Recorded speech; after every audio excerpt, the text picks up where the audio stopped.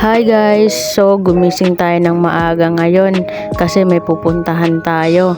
Ba't kaya ganun no? Pag may mga ride, gigising tayo ng maaga. Mas maaga pa. Mauna pa nga tayo minsan sa alarm eh. Tapos kapag papasok tayo ng trabaho, napakahirap gumising, napakatamad tumayo. Ba't kaya ganun yung katawan natin no? Mabalik tayo. Pupunta nga tayo ngayon sa Infanta kasi dideliver natin yung ginawa natin na personalized na mug.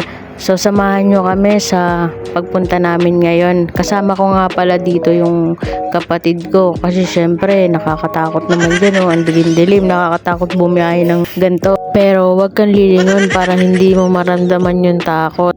Kung ikaw ba naman bumiyahe ng ganyan madilim, hindi ka matakot eh.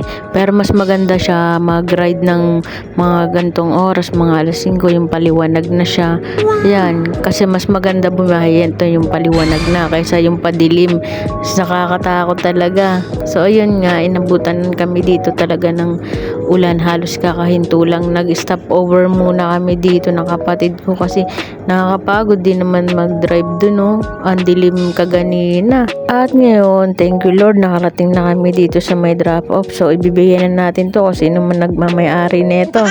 Shoutout nga pala sa nag-order ng mga mug na to. Maraming salamat sa tiwala at sana dumami pa kayo. Yan, tinatanggal na siya ng kapatid ko para mabos-bosan naman yung bigat. Kawawa naman yung motor. Ang bibigat na nga namin, bigat pa ng dalahin. Pero yung kapatid ko dyan, napaka-pogi pa rin kahit pagod na. May para matuwa naman siya. So yun guys, na drop na namin. Punta na tayo sa may Dinahican.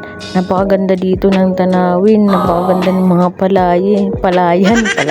Kahit ano ba naman na makita ko to, tuwan-tuwa na ako. Kasi yung mata ko kasi ano siya, view lover. Yung parang pag nakakita siya ng magandang lugar, parang nag-aaliwalas yung ano ko, yung paningin ko. Parang kumakalmado ng lahat ng isip ko. Makakasabi ng mga maraming isip no, kala mo naman talaga ang daming isip. At eto ngayon guys is pa-way to ng papuntang Dinahican. Walang traffic nung galing.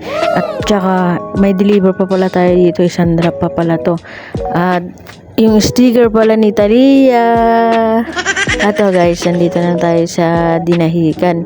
I-drop na natin to. So saglit lang naman tayo, pagka-drop natin, isalis na tayo. At ayun guys, na-drop na natin, di ko na yung binidyo na inabutan na kami din dito ng ulan. Tsaka hindi rin na tayo nakapagpaalam na sa mga nasagi ng video. At ngayon guys, pupunta naman kami ng Real kasi gusto kong makakita ng dagat kasi nag-aaliwalas yung mata ko kapag nakakita ako ng dagat. Kaso nga lang, nabigo kami kasi ang lakas ng ulan. At ngayon, dito dumaan kami sa may river. Ayan, dumi naman ng tubig, dumudumi pala yung tubig na to kapag ang lakas ng ulan. So wrong timing kami kaya uwi na lang kami. Shoutout nga pala sa mga new follower ko at sa mga followers ko. Maraming salamat sa inyo. Maraming salamat sa panonood ng video kung walang kwenta.